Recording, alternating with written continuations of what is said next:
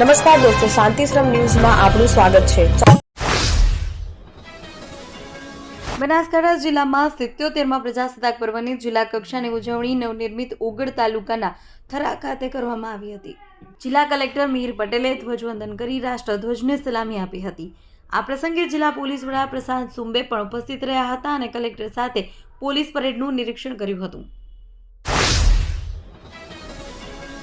બનાસકાંઠાના Gundri police checkpost પાસે સોમવારે વહેલી સવારે એક ઇન્ડિયન લિક્વિડ ગેસ ટેન્કર અને 2 કેમિકલ ભરેલા ટ્રેલર વચ્ચે ત્રિપલ અકસ્માત સર્જાયો હતો।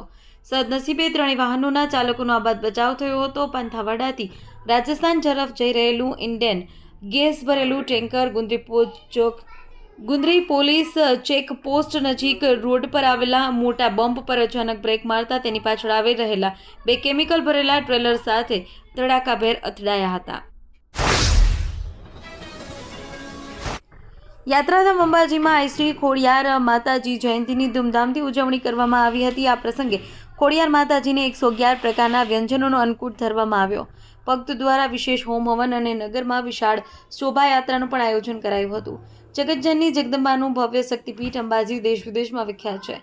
અહીં વર્ષભર અનેક ધાર્મિક અને સાંસ્કૃતિક કાર્યક્રમો યોજાય છે, જેમાં મોટી સંખ્યામાં ભક્તો ઉમટી પડે છે। અંબાજીમાં આવેલું ખોડિયાર માતાનું મંદિર પણ પ્રાચીન અને પૌરાણિક માનવામાં આવે છે, જેની પ્રતિષ્ઠા અંબાજી મંદિર સાથે જ થઈ હતી।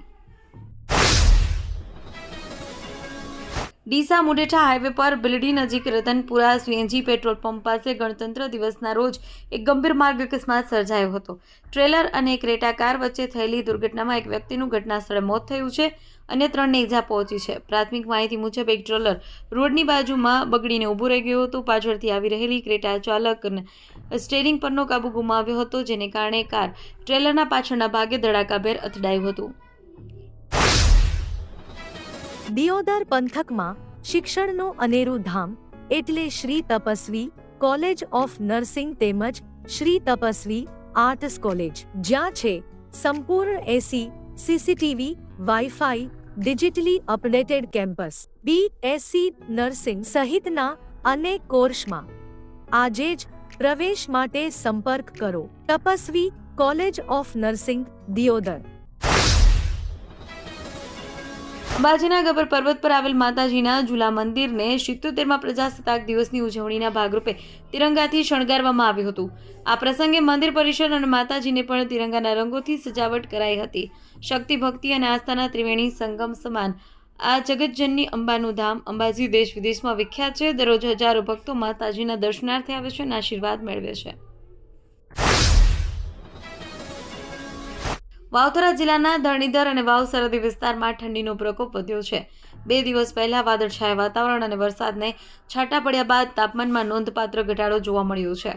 વાવથરાના ધરણીધર અને વાવના સરહદી વિસ્તારમાં રણ નજીક આવેલા હોવાથી તેમાં ભેજનું પ્રમાણ વધુ હોવાથી ઠંડીનું પ્રમાણ બમણું થઈ ગયું છે।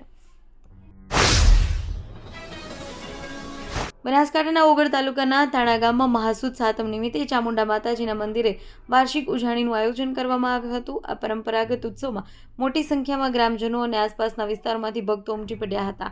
આ દિવસે ગામના લોકો સવારે પોતાના ઘરેથી રસોઈનો સામાન ટોપલામાં લઈ મંદિર પરિસરમાં આવે છે। અહીં તળાવ પાસે ચૂલો બનાવી દાળ ભાત, શાક, પૂરી અને લાડુ જેવી વાનગીઓ તૈયાર કરવામાં આવે છે। આ રસોઈ માતાજીને પ્રસાદ તરીકે ધરવામાં આવે છે।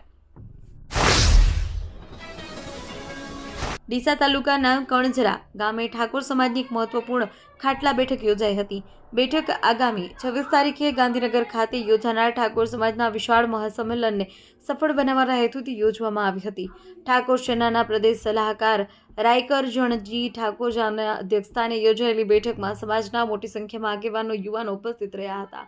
તાલુકામાંથી વધુમાં વધુ લોકો સંગઠનમાં જોડાય અને સંગઠિત શક્તિનું પ્રદર્શન થાય તે મુખ્ય હેતુ હતો।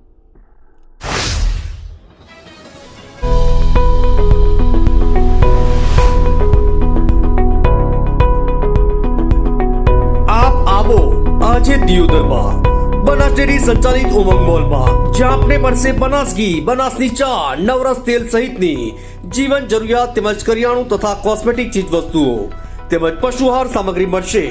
વ્યાજબી દરે આજે સંપર્ક કરો ઉમંગ મોલ, ખીમાળા બાબર હાઈવે, તિરુપતિ સોસાયટીની સામે બ્રિજના છેડે। આજે સંપર્ક કરો 94 276 45 123।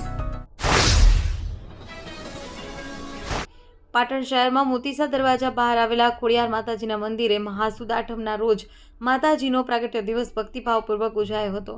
આ પ્રસંગે મંદિરમાં વિવિધ ધાર્મિક કાર્યક્રમોનું આયોજન કરાયું હતું. પ્રાગટ્ય દિવસ નિમિત્તે મંદિરમાં હોમ હવન, અન્નકૂટ અને માતાજીને ફૂલોથી સુંદર આંગી કરવામાં આવી હતી. વહેલી સવારથી જ મંદિરમાં ભક્તિમય માહોલ છવાયો હતો. રાજ્યની વિવિધ નગરપાલિકાઓમાં થતા વિવિધ વિકાસ કામો માટે ફાળવાતી જમીનને લઈ રાજ્ય સરકાર દ્વારા મહત્વનો નિર્ણય કરવામાં આવ્યો છે.